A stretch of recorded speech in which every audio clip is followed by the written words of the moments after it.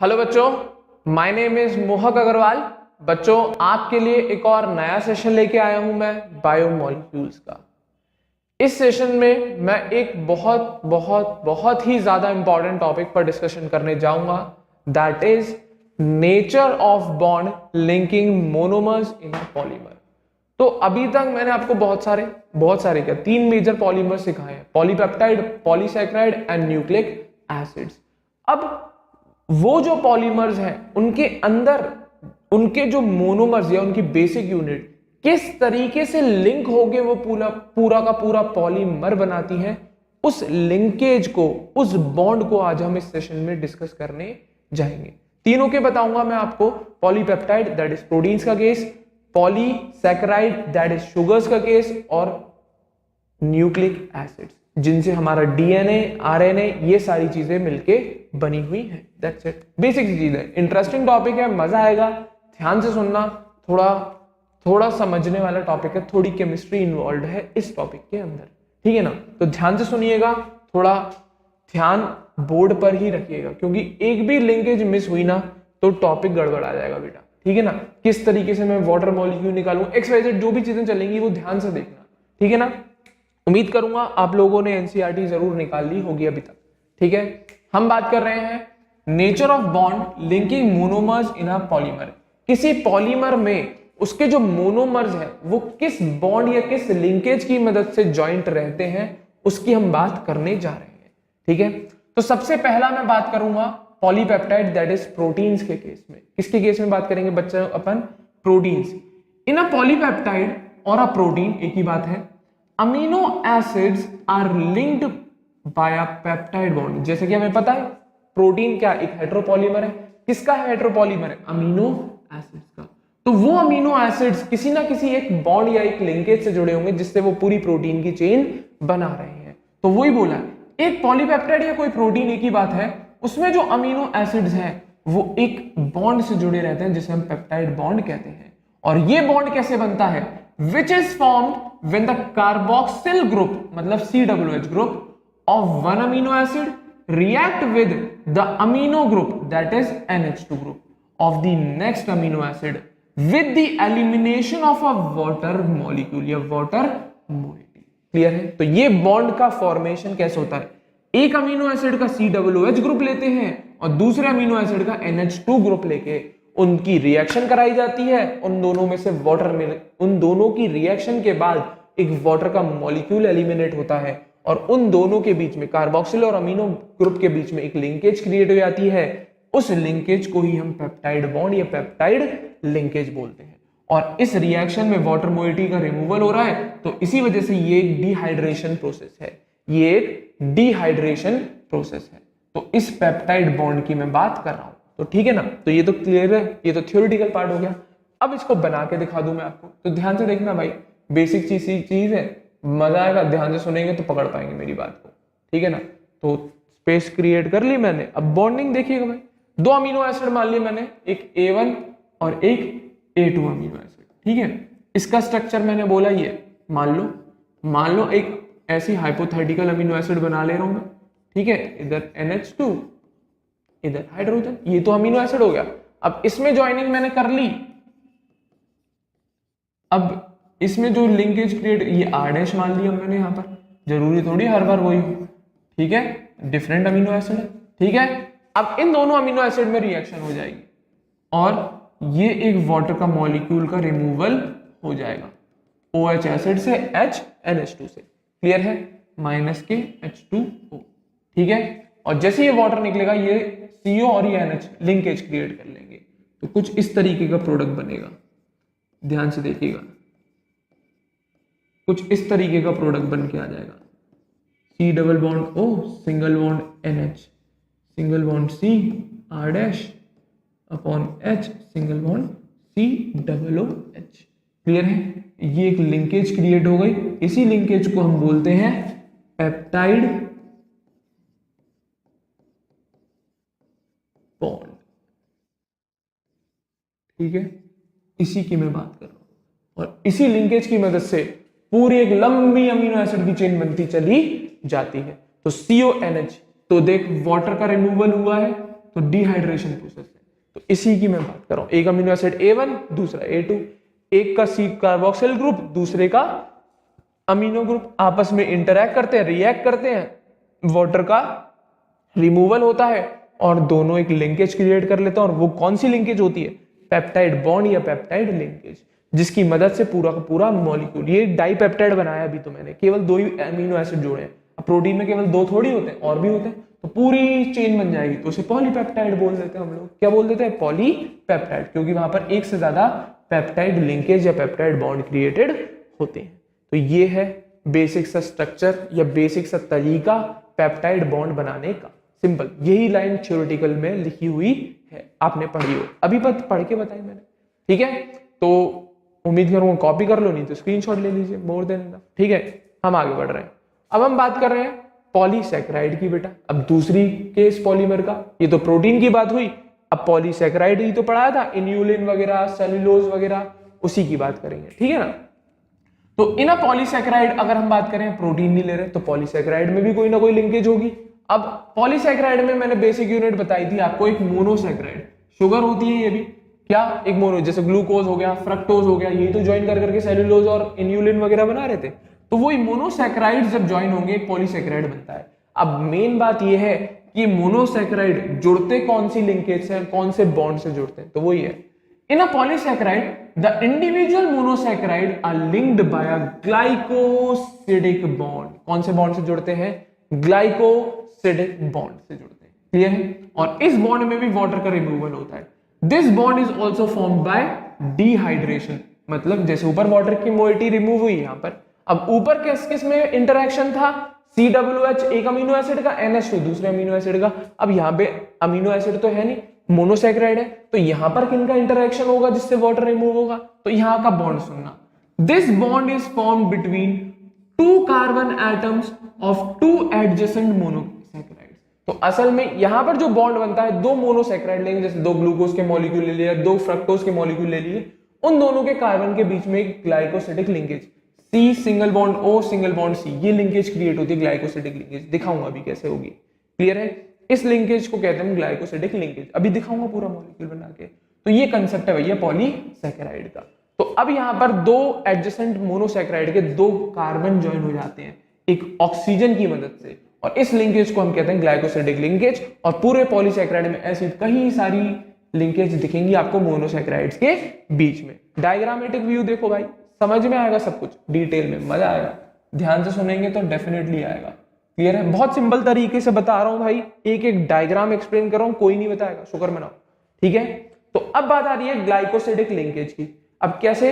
मैं आपको एक डाइसैकेराइड दे रहा हूं, माल्टोज बना के दिखाऊंगा बच्चों। क्या बना के दिखाऊंगा? माल्टोज। चलो वहीं पे नाम लिखूंगा जब मॉलिक्यूल बनाएंगे। तो अब मैं 2 मोनोसैकेराइड बना रहा हूं आपके लिए, दैट इज ग्लूकोज। मैं ग्लूकोज के 2 मॉलिक्यूल बना रहा हूं आपके लिए। ठीक है ना। ध्यान से देखना, उम्मीद करूंगा पकड़ पाएंगे मेरी बात को। ठीक है। 2 मॉलिक्यूल मैं आपके लिए ग्लूकोज के बना के दे रहा हूं। ये हाइड्रोजन, ये ऑक्सीजन OH, ये हाइड्रोजन, ये OH, ये हाइड्रोजन, ये OH, ये क्लियर दिख रहा है। अब कार्बन की काउंटिंग भी डालेंगे, साथ साथ कार्बन की काउंटिंग भी डालेंगे। ये OH, ये हाइड्रोजन, यहां पर एक छोटा हाइड्रोजन, एक CH2OH। ये आपका बेटा ग्लूकोज का स्ट्रक्चर है। कार्बन की काउंटिंग दे, 1 2 3 4 5 और ये 6। समझ गए होंगे, नहीं दिख रहा तो मेंशन मैं बोलता गया हूं। ये 1 है, ये 2 है, ये 3 है, ये 4 है, ये 5 है और ये 6 है। हाँ है ना। जिसको मेंशन नहीं हो पा रहा ढंग से तो आप देख लीजिएगा। ठीक है। इसी तरीके से एक और ग्लूकोज का मॉलिक्यूल बना रहे हैं हम बगल में, ध्यान से देखेंगे तो पकड़ पाएंगे मेरी बात को। इसी तरीके से एक और ग्लूकोज का मॉलिक्यूल बना लो, सेम टू सेम इसका भाई, क्योंकि तभी तो लिंकेज क्रिएट कर पाओगे, तभी तो 2 मोनोसैकेराइड एटलीस्ट 2 तो लो ना, पॉली नहीं बना रहे तो डाइसैकेराइड ही बना के दिखा दे रहा हूं मैं आपको। क्लियर है। तो उसी तरीके से पॉली बनते चले जाएंगे। इतनी तो शायद भगवान ने दिया है दिमाग लगाने के लिए, खर्च करने के लिए, तो इतना तो उम्मीद रखूंगा आप लोगों से मैं। ठीक है ना।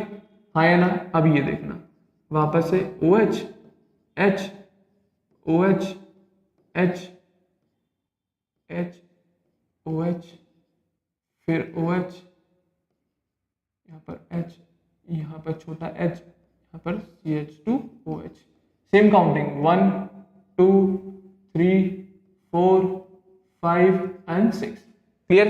तो अब इन दोनों OH में लिंकेज क्रिएट करा देंगे बच्चा पार्टी। ठीक है ना, ध्यान से देखना, ये दो ग्लूकोज के मॉलिक्यूल है, रिएक्ट करा है मैंने। अब एक हाइड्रोजन इधर से पकड़ लिया मैंने और OH इधर से पकड़ लिया, दिख गए? यहां पर भी कार्बन है, यहां पर भी कार्बन है, ये कार्बन ही तो है। ठीक है ना, ये इससे हाइड्रोजन जुड़ रहा है, ये नीचे OH जुड़ रहा है, ये कार्बन ही तो है, यहाँ पर ये कार्बन ही तो है। ठीक है, क्या हुआ एलिमिनेट? वाटर एलिमिनेट हुआ, और ये दोनों कार्बन ज्वाइन हो जाएंगे। क्या हो जाएंगे? ज्वाइन। वापस से बना रहा हूं मैं अब डाइसैकराइड, देख कैसे ज्वाइन होते हुए, ज्वाइन होते हुए दिखा रहा हूं आपको।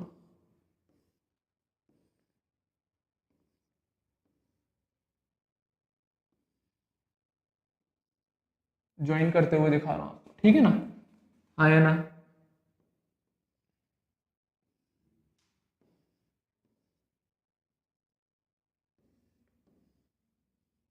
ज्वाइन करते हुए दिखा रहा हूं। ये वाला कार्बन था, ऑक्सीजन आ गया, ये वाला कार्बन, एक हाइड्रोजन ऊपर निकल रहा है, एक हाइड्रोजन इधर निकल रहा है, यहाँ पे कार्बन था, यहाँ पे कार्बन था। ठीक है, बाकी बैलेंस कर दें। यहाँ का OH आ गया नॉर्मली, यहाँ का OH आ गया नॉर्मली, काउंटिंग नहीं डालो आप समझ गए होंगे। यहाँ पे H आ गया, OH आ गया, यहाँ पे H आ गया, यहाँ पे CH2OH आ गया। इसी तरीके से यहाँ पे का हो गया कलेश, यहाँ का आ जाओ OH, H कार्बन वही है, नंबरिंग काउंटिंग देख लीजिएगा, सब सिखा दिया मैंने, ध्यान देंगे तो पकड़ पाएंगे मेरी बात को। बन गए? ये बन गई, लिंकेज हो गई। अब कौन कौन से कार्बन में? 4 और फर्स्ट कार्बन में, ये कार्बन नंबर फर्स्ट है, ये कार्बन नंबर 4th है। अब उससे कोई फर्क नहीं है। तो ये जो बॉन्डिंग हुई है, ये वाली जो बॉन्डिंग क्रिएट हुई है, इसी को हम कहते हैं ग्लाइकोसिडिक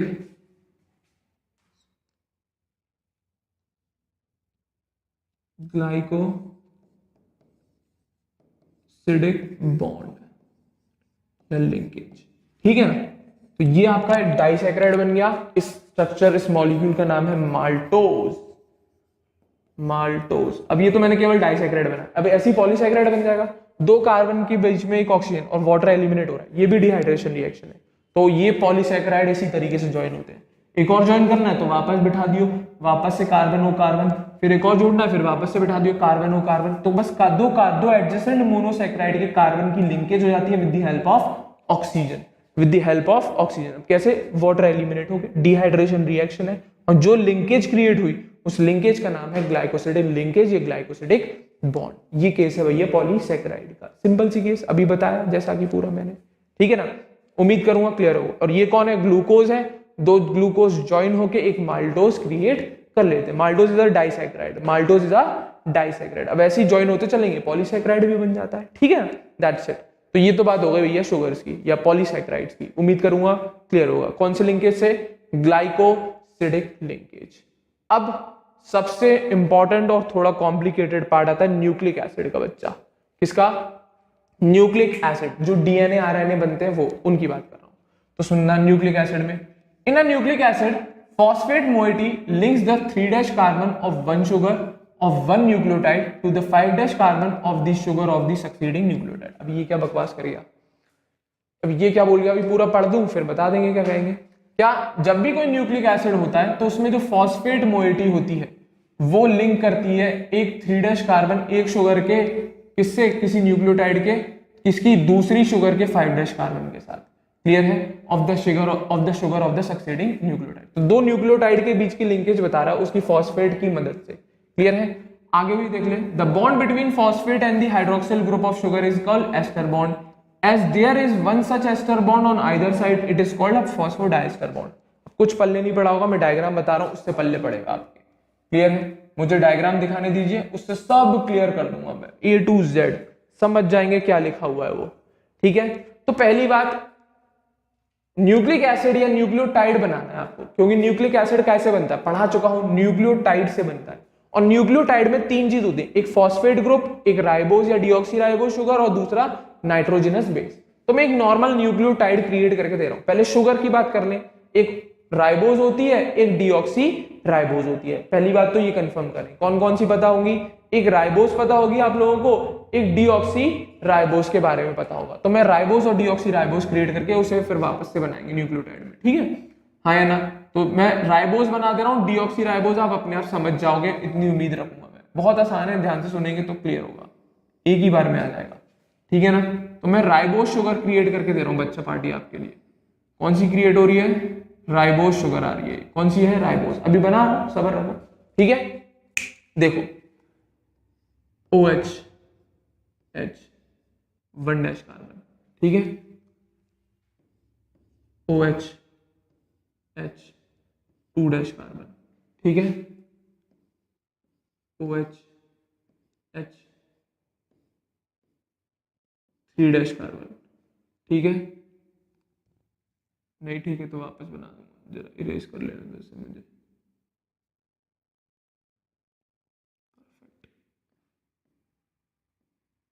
3 डैश कार्बन, ठीक है, हाँ या ना। 5 कार्बन की चेन होती है बेटा राइबोज शुगर में। अभी तो आपको कह रहोगे सर पूरा तो कर ही नहीं बना, 5 के 6 ही होते हैं, वैसे दिखा दूंगा कैसे बनाएंगे, ठीक है, हाँ या ना। बहुत सिंपल कंडीशन आएगी, बहुत बहुत बहुत ज्यादा सिंपल कंडीशन। अभी आप कह रहे हो सर मुझे तो 5 पहले दिख गए, अभी असल में गलत बना है डायग्राम, अभी पूरा प्रॉपर सही करूंगा इसे मैं, ठीक है। यहां तक देखो, पहले 1 डैश क्लियर है, 2 डैश क्लियर है, 3 डैश क्लियर है, 4 डैश पे देखो क्या आता है, H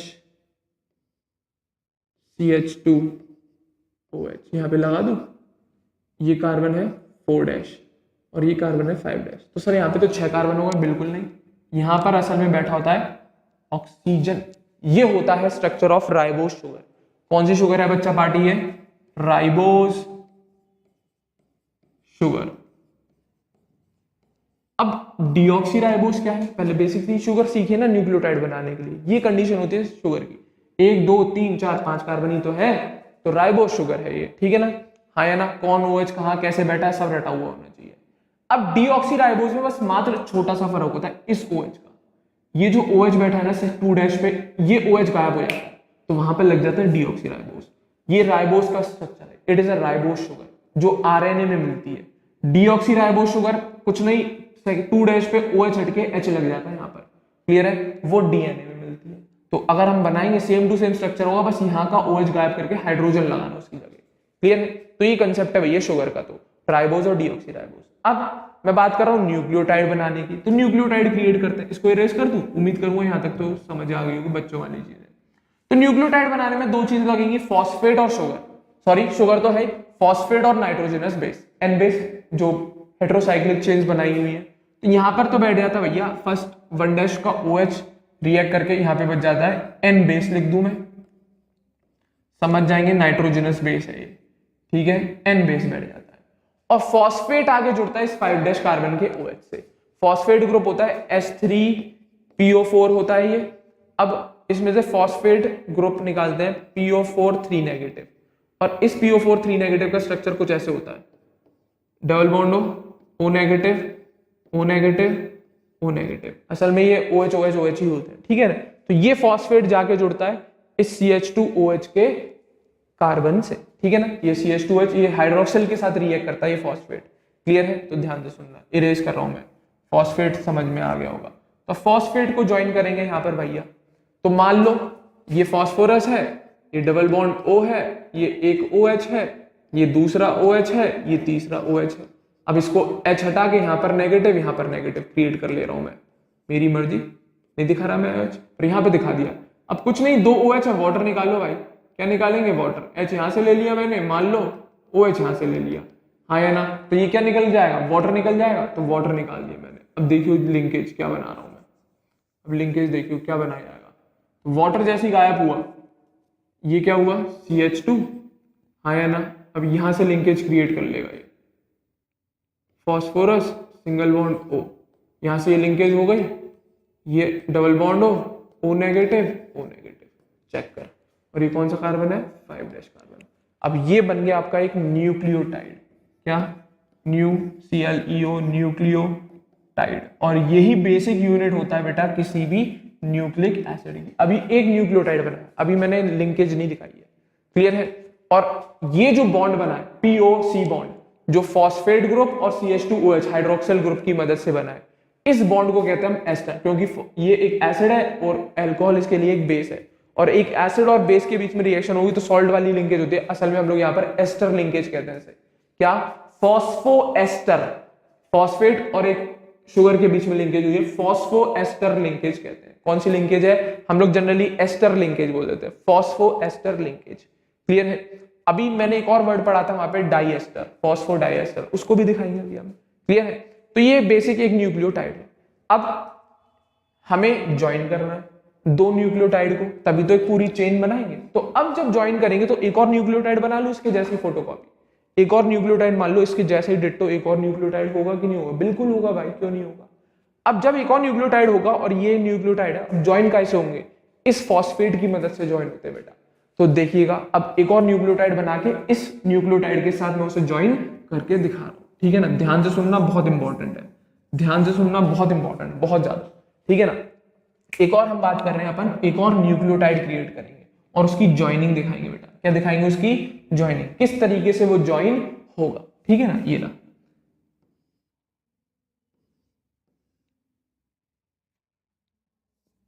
ध्यान से देखना, बहुत सिंपल कंडीशन है, मजा आएगा। ध्यान से सुनोगे तो, नहीं तो डब्बा गोल। क्वेश्चन गलत नहीं होना चाहिए इसका, बहुत सिंपल क्वेश्चंस आते हैं, बहुत बेसिक सी चीज है, बहुत आसान है, अगर थोड़ा सा दिमाग लगाओगे तो आ जाएंगी सारी चीजें। वापस से बनाए, बिल्कुल सेम, मैं कंप्लीट बना देता हूं। ये कौन? N base. ठीक है, जैसे यहां पे बिठाया मैंने, अब H दिखाना है तो दिखा दे 1 डैश। ठीक है, यहां पे कौन? OH। ठीक है, यहां पे कौन? OH। ठीक है, H मत दिखाना यार, याद रहेगा। यहां पर कौन? H, और यहां पर कौन? CH2OH। ठीक है, यही तो न्यूक्लियोटाइड होता। अभी कहां हुआ? यहां पर कौन? फॉस्फेट ज्वाइन होगा। यहां पर कौन ज्वाइन होगा?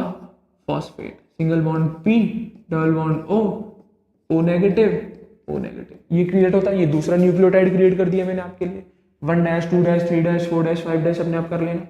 क्लियर है? अब मुझे इन दोनों न्यूक्लियोटाइड को ज्वाइन करना है, तो मैं इसकी हेल्प लूंगा। किसकी हेल्प लूंगा? इस फॉस्फेट की हेल्प लूंगा। मैं इस फॉस्फेट को पकड़ के यहाँ पे ज्वाइन करा दूंगा। मैं इस फॉस्फेट को पकड़ के इस पे ज्वाइन करा दूंगा। क्या करूंगा? इधर से OH, इधर से H होता तो वाटर निकलेगा और ये दोनों लिंकेज क्रिएट कर लेंगे। क्लियर है? कुछ नहीं करा मैंने। दूसरे न्यूक्लियोटाइड का जो 5 डैश है, ये कौन सा है? 5 डैश, ये 4 डैश, ये 3 डैश, ये 2 डैश। तो एक न्यूक्लियोटाइड का 5 डैश वाले कार्बन का फॉस्फेट और दूसरी शुगर का 3 डैश का OH, इन दोनों को मैं लिंकेज क्रिएट करा दूंगा।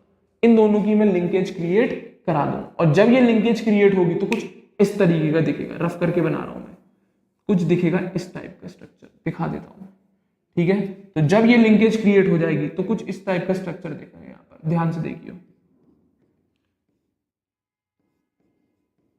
ठीक है, यहां पर phosphorus, double bond O, single bond O यहां से ज्वाइन हो गया, सिंगल बॉन्ड O यहां से ज्वाइन हो गया। ठीक है, एक O नेगेटिव रह जाएगा। इस तरीके की लिंकेज क्रिएट हो जाएगी। देख ले, फॉस्फेट ग्रुप को उठाया मैंने, यहां से ज्वाइन करा दिया।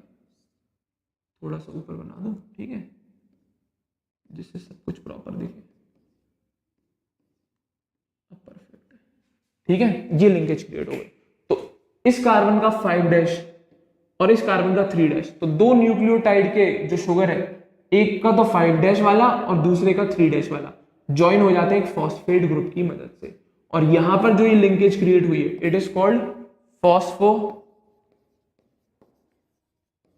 Diester bond. इसी को कह रहा था वो, फॉस्फोडाइएस्टर बॉन्ड। क्यों? दिमाग लगा। ये एक पीओसी बॉन्ड, फॉस्फोएस्टर बॉन्ड, ये एक पीओसी बॉन्ड, ये कार्बन ही तो है, एक पीओसी बॉन्ड, तो दो एस्टर बॉन्ड है, तो और फॉस्फेट की वजह से बने तो फॉस्फोडाइएस्टर बॉन्ड।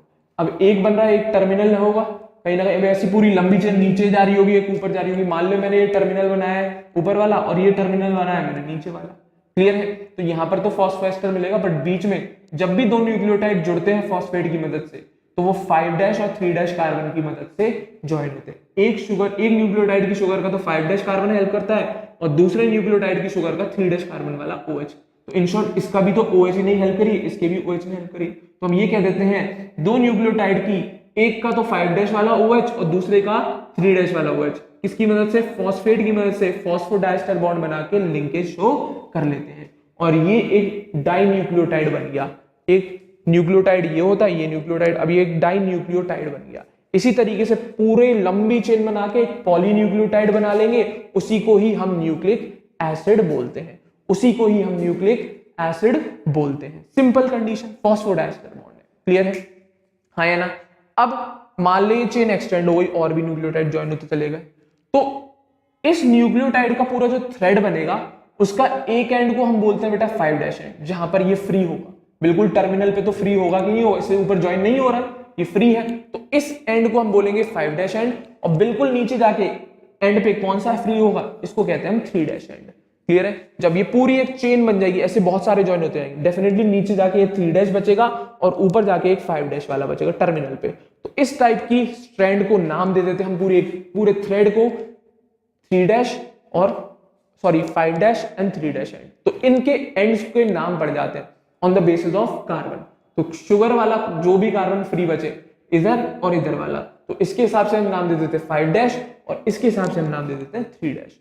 ये बन गया आपका एक आरएनए के केस, क्योंकि शुगर मैंने कौन सी यूज करी है, राइबोस शुगर। ठीक है, अगर ये पूरी थ्रेड बनती है तो वो पूरा जो पॉलीन्यूक्लियोटाइड बनेगा उसी को हम आरएनए बोलेंगे, राइबो न्यूक्लिक एसिड। क्या बोलेंगे, आरएनए। अगर यहां पर ये OH नहीं होता तो वो डीएनए की स्ट्रैंड बनती, ये बनेगी आरएनए की एक स्ट्रैंड होती है पूरी एक स्ट्रिप। क्लियर है, तो ये आरएनए की स्ट्रिप बनेगी, इसका भी एंड 5' और ये वाला एंड 3'। इसी तरीके से अगर ये डीऑक्सीराइबोस शुगर होती तो ये एक स्ट्रैंड बनती किसकी, डीएनए की, उसका भी एंड ये 5' और नीचे वाला 3'। तो ये केस आता है भैया पॉलीन्यूक्लियोटाइड का। क्लियर है, उम्मीद करूंगा फॉस्फोडाइस्टर बॉन्ड क्लियर होगा। ध्यान से देखें, देखिएगा, ये आ गया वापस। ठीक है, ध्यान से देखना क्या, इन न्यूक्लिक एसिड अ फॉस्फेट मोइटी मतलब PO4 3 नेगेटिव वाली links the 3' carbon of one sugar of one nucleotide, clear है, to the 5' carbon of the sugar of the succeeding nucleotide। बताया अभी मैंने लिंक, एक का 5' एक का 3'। अब आ रहा होगा पूरा क्लियरली। क्लियर है, the bond between the phosphate and the hydroxyl group of sugar is called ester bond. वो बॉन्ड जो एक फॉस्फेट और एक हाइड्रोक्सिल ग्रुप के बीच में बने तो उसे एस्टर बॉन्ड करते हैं।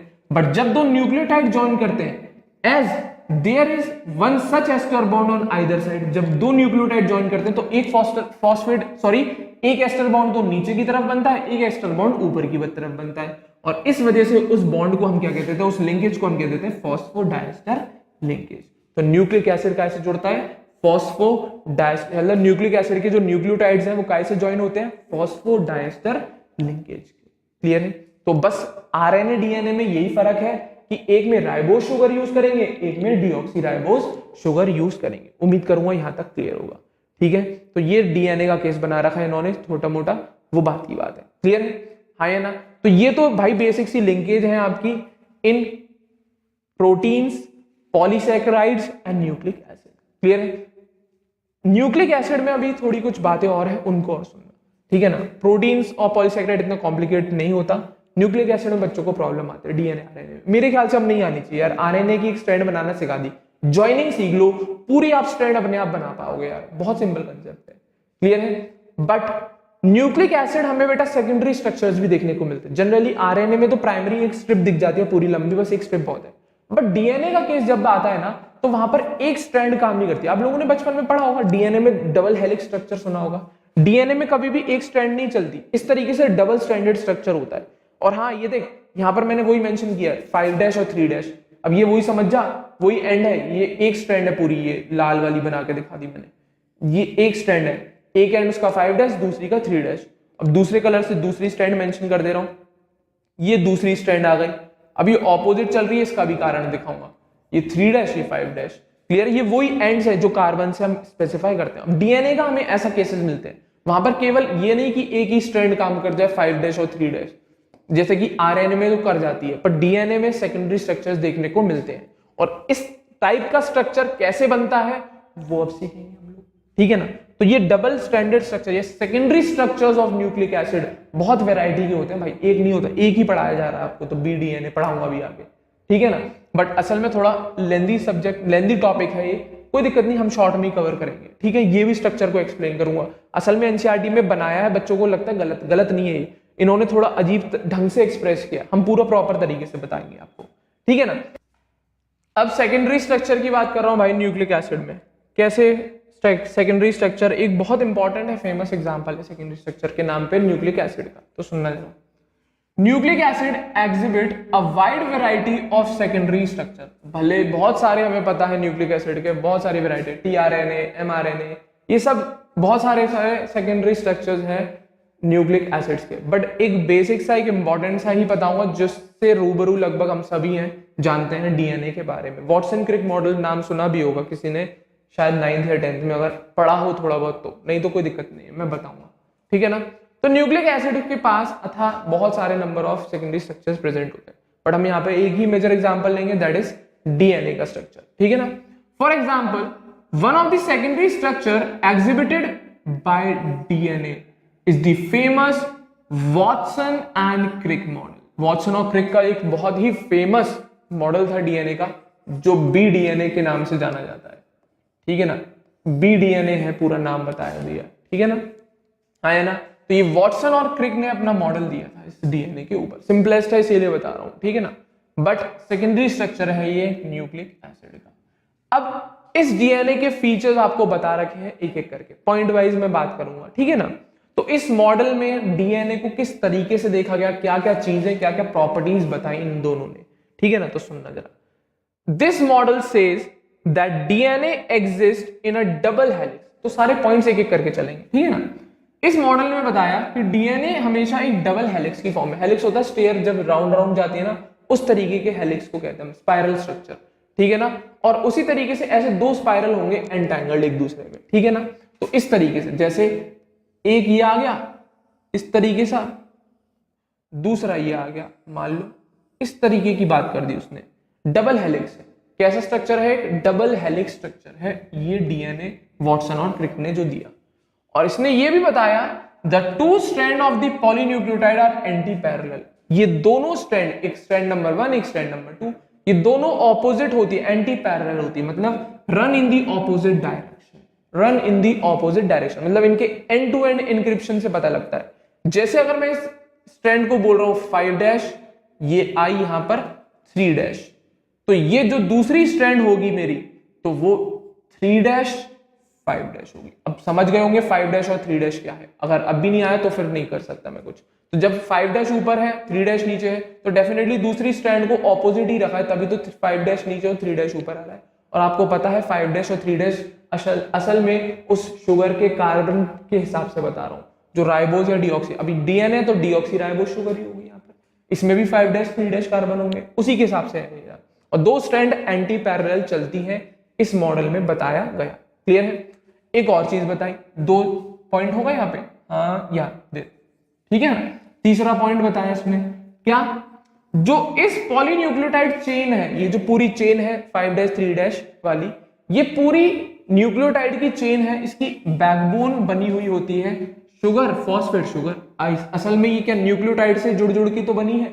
अब न्यूक्लियोटाइड और दो न्यूक्लियोटाइड जब ज्वाइन होते हैं, उनके शुगर ही तो ज्वाइन होते हैं, और किसकी मदद से, फॉस्फेट की मदद से ज्वाइन होते हैं। तो असल में ये पूरी जो चेन बन के आई है पॉलीन्यूक्लियोटाइड, इसमें जो न्यूक्लियोटाइड है वो फॉस्फेट की मदद से जुड़े। तो जब हम इसकी बैकबोन देखते हैं तो वो कुछ नहीं, शुगर फॉस्फेट शुगर, फिर sugar phosphate sugar, sugar phosphate sugar, sugar phosphate sugar, इस तरीके से चलते रहते हैं ऑल्टरनेट, क्लियर है। तो वही बोला है, the backbone is formed by the sugar phosphate sugar chain. पूरी ये न्यूक्लियोटाइड की जो चेन है, वो उसकी जो बैकबोन है, ढांचा है जो उसका मेन, वो शुगर है, फिर फॉस्फेट है, फिर शुगर है, फिर फॉस्फेट है, फिर शुगर है। इस तरीके से पूरी एक पॉलीन्यूक्लियोटाइड की चेन बनती है। तीसरी बात, चौथी बात सुनना, फोर्थ क्या पॉइंट बताया इस मॉडल ने, इसने बोला इस चेन के पास या इन पॉलीन्यूक्लियोटाइड्स के पास जो नाइट्रोजनस बेसेस होते हैं वो परपेंडिकुलरली प्रोजेक्टेड रहते हैं। The nitrogenous bases are projected more or less perpendicular to this backbone, clear है। अब इस पॉलीन्यूक्लियोटाइड पे, न्यूक्लियोटाइड बोलो तो नाइट्रोजनस बेस होगा, तो इसने बोला कि ये न्यूक्लियोटाइड पे जो लगे हुए बेसेस होते हैं वो लगभग परपेंडिकुलरली प्रोजेक्ट कर रहे होते हैं, इस तरफ अंदर की तरफ प्रोजेक्ट कर रहे होते हैं।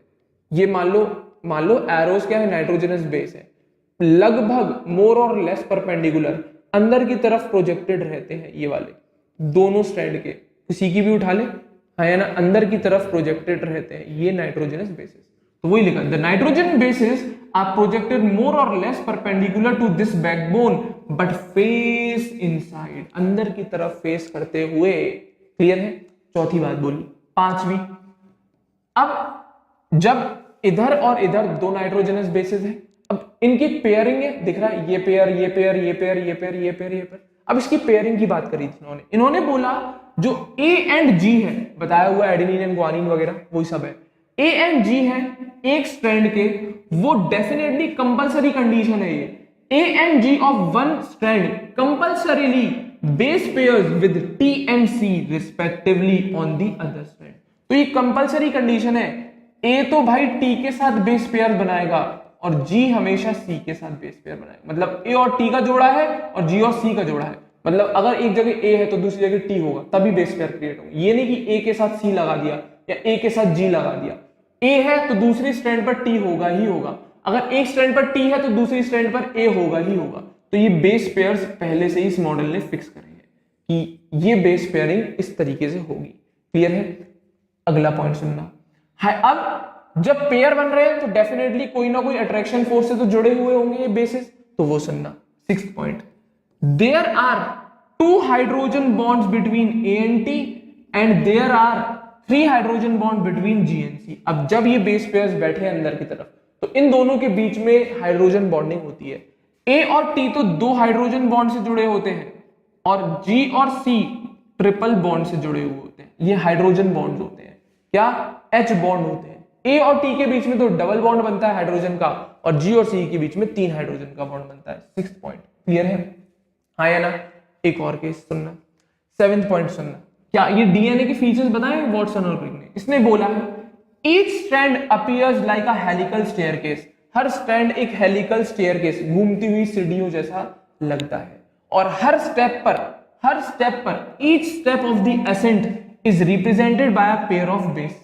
क्लियर है? और जैसी हल्का सा भी टर्न हो, जो हर इस स्ट्रैंड का जो टर्निंग है, जिस तरीके से मुड़ रहा है, वो असल में इसके बेस पेयर से रिप्रेजेंट करेगी। जैसे ये टर्न हुआ ना, एक नया बेस पेयर क्रिएट हो जाएगा, और टर्न हुआ एक नया बेस पेयर क्रिएट हो जाएगा, और टर्न हुआ एक नया बेस पेयर क्रिएट हो जाएगा, और टर्न हुआ एक नया बेस पेयर क्रिएट हो जाएगा। तो वही बोल रहा है इनकी स्ट्रैंड एक तो हेलिकल स्टेयरकेस है और ईच स्टेप ऑफ असेंडिंग, जैसे जैसे एक एक करके आगे बढ़ती हैं, वो असल में इनका असेंडिंग ऑर्डर में एक एक बेस पेयर हमें दिखता हुआ चलता है। और हर स्टेप पर ये जो स्ट्रैंड है, ये हर स्टेप पर 36 डिग्री घूम जाती है। कोई भी चाहे स्ट्रैंड को देखो चाहे, और जैसी एक बेस पेयर से दूसरे पे कूदी, दूसरे पे तीसरे पे कूदी, तो ये एक तरीके से इनका आगे बढ़ने का स्टेप है। एक स्टेप आगे लिया, फिर दूसरा लिया, फिर तीसरा लिया, और ये बोल रहा है हर स्टेप पे ये स्ट्रैंड 36 डिग्री से घूमती चली जा रही है। तो आगे बोला गया ये वाली बात। ठीक है? सेवेंथ पॉइंट पर वापस आ रहा हूं। ये डायग्राम दिमाग में छाप लो, बुक्स कॉपी में बना लो। मैं वापस, मेरा तो इरेज हो जाएगा, मैं वापस से रफली ड्रॉ कर दूंगा। क्लियर है? आपकी कॉपी में उसी में मेंशन करते चलना। ठीक है? वापस से मैं सेवेंथ पॉइंट पे क्लियर कर रहा हूं आगे से। ठीक है? तो ध्यान से सुनना। ईच स्ट्रैंड अपीयर्स, क्या? Each strand like a helical staircase. कैसा दिखता है? एक हेलिकल स्टेयरकेस, इस तरीके से। ठीक है ना? ये वाली कंडीशन बनाई है मैंने।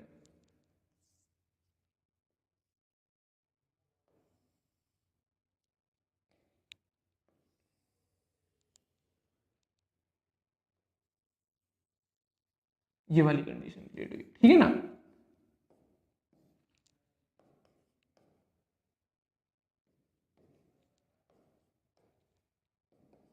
हाँ, ठीक है। सेवेंथ पॉइंट क्या? Each strand appears like a helical staircase, एक हेलिकल स्टेयरकेस की तरह अपीयर हो रही है, और each step of ascent is represented by a pair of base.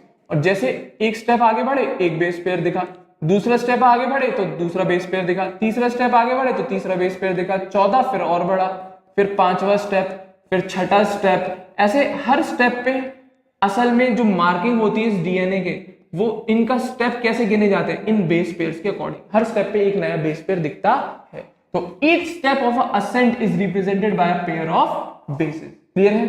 At each step of ascent, the strand turns 36 degree. और हर स्टेप पर ये स्ट्रैंड, चाहे इसको पकड़ लो चाहे इसको, ये 36 डिग्री घूमती चली जाती है, तभी तो एक हेलिक्स बनाई, ठीक है ना।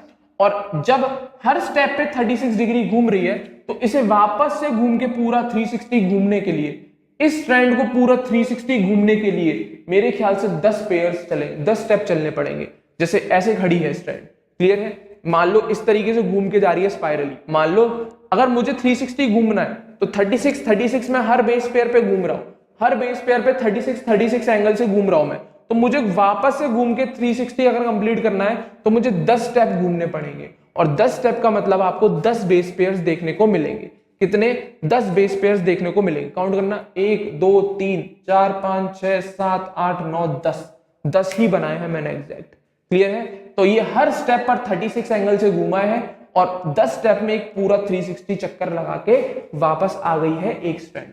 तो वही लिखा है, one full turn off the helical strand would involve 10 steps और 10 बेस पेयर्स। तो 10 स्टेप गिने जाएंगे या 10 बेस पेयर्स आप देख ले, तो वो 360 एंगल, एक पूरा हेलिक्स हो गया, एक पूरा टर्न हो गया, क्लियर है, हाँ या ना। ये 7th पॉइंट बोला, क्लियर है, हाँ या ना। फिर इसकी कोशिश करी गई इसका लाइन डायग्राम इस तरीके से बनाने की, क्लियर है। ये 7 पॉइंट मेजर थे, ये 7 पॉइंट मेजर बताए गए इस डीएनए के बारे में, क्लियर है। एक पॉइंट और सुनना जरा, 8th मान लो, इन्होंने पिच भी बताई, the pitch would be 34 angstrom. जब नापा गया तो यहां से यहां तक की जो लेंथ है ये बोली गई 34 एंगस्ट्रॉम। कितनी बेटा? 34 एंगस्ट्रॉम। तो अगर मैं इस लेंथ को बेस पेयर्स के अकॉर्डिंग डिवाइड करूं तो मैं हर स्टेप की लेंथ बता सकता हूं, कितनी? 3.4 एंगस्ट्रॉम। दिमाग लगाओगे तो आ गया होगा। अगर मैं इस पूरे की लेंथ यहां से यहां तक मान रहा हूं 34 एंगस्ट्रॉम, तो हर बेस पेयर पे कितना लेंथ चली? 3.4 एंगस्ट्रॉम। कितना बेटा? 3.4 एंगस्ट्रॉम मान लो, ठीक है। तो वही लिखा है, the pitch would be 34 angstrom, मतलब द राइज पर base pair would be 3.4 angstrom. मतलब हर बेस पेयर जैसे हर स्टेप पर 3.4 एंगस्ट्रॉम का इंक्रीमेंट हो रहा था। और इस टाइप के डीएनए को, this form of DNA with the above mentioned saline features is called B DNA. और ये जो 8 फीचर्स दिखाए हैं, इस टाइप के डीएनए को हम बीडीएनए बोल रहे थे। क्या बोल रहे थे बेटा? बीडीएनए बोल रहे थे। और इसके बारे में डिटेलिंग, हिस्टोन वगैरह बाकी की चीजें वो हायर क्लासेस में पढ़ेंगे, ठीक है ना। In higher classes, you will be told that there are more than a dozen form of DNA named after English alphabet with unique structural features. तो केवल यहाँ पर तो BDNA का ही डिस्कशन है। आपकी आगे की 12th क्लास में थोड़ा बहुत बताऊंगा अगर मैं, तो अल्फाबेटिकल फीचर्स के मतलब ABCD या CDNA भी होता है बेटा, एक DDNA भी होता है, बहुत सारे इंग्लिश अल्फाबेट के बेसिस पे DNA बहुत सारे डिफरेंट स्ट्रक्चरल यूनिक फीचर्स के मिलते हैं, ठीक है ना। उन सबका डिस्क्रिप्शन थोड़ा बहुत ही आपके यहाँ बेसिक BDNA पर डिस्कशन ज्यादा है, वॉटसन क्रिक मॉडल का, क्लियर है, हाँ या ना। उम्मीद करूंगा ये सेलेंट फीचर्स 8 के 8 रट जाने चाहिए, क्लियर होने चाहिए डीएनए के बारे में, क्लियर है। वॉटसन एंड क्रिक ने दिए, हाँ या ना। तो इस टाइप के न्यूक्लिक एसिड के स्ट्रक्चर को हम बोलते हैं सेकेंडरी स्ट्रक्चर, क्लियर है, हाँ या ना। उम्मीद करूंगा यहां तक सारी बातें क्लियर होंगी, ठीक है ना बच्चों। तो ये आपका कंप्लीट होता है nature of bonds between a monomer in a polymer. किसी पॉलीमर के अंदर जो मोनोमर्स है उनके बीच में किस टाइप के बॉन्डिंग मिलती है, किस टाइप की लिंकेजेस देखने को मिलती है, उनके बारे में मैंने आपको इस सेशन में क्लियर करा दिया। उम्मीद करूंगा आज के सारी लिंकेजेस, सारी रिएक्शंस दिमाग में फोटोकॉपी की तरह छप जानी चाहिए बेटा, बहुत इंपॉर्टेंट सेशन है। उम्मीद करूंगा ढंग से सुना होगा, अगर नहीं आया एक बार वापस से सुनना है सेशन को, डेफिनेटली हर एक रिएक्शन कॉपी करना, याद करना, उसे मेमोराइज करना। क्वेश्चंस बहुत अच्छे बनते हैं इस टॉपिक पे से, क्लियर है। तो उम्मीद करूंगा आप लोगों को मेरा ये वीडियो जरूर पसंद आया होगा, तो वीडियो को जरूर लाइक करें और हमारे चैनल अग्रबंधु ज्ञान केंद्र को सभी बच्चे जरूर सब्सक्राइब करें। अगले सेशन में एक नए टॉपिक के साथ मिलता हूं बच्चों, थैंक यू वेरी मच।